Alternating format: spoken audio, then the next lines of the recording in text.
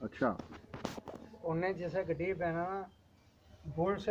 रखे 2 स्पेशल उन्हें आप भी ते अपनी वाइफ नूं मिट्टी झाड़ के बैठी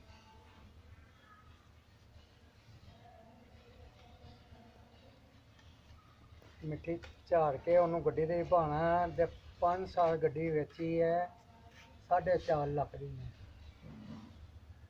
एक दफ़ा उन्हें गड्डी पेंट नहीं कराई हाँ कंपाउंड पालिश करांदा यार 5-6 महीने बाद घर आई जरा कंपाउंड पालिश कर देना मैं आख्या अच्छा फिर उन्होंने मैं आख्या भाई हुण मैं चलां बाहर ते इंशाअल्लाह जिंदगी रही ते फिर होएगी मुलाकात आके मैं ओहदे घर गया ओहदे बेटे नूं पुछया उन्हें आख्या जी ओह अल्लाह नूं प्यारे हो उन्होंने कोल एक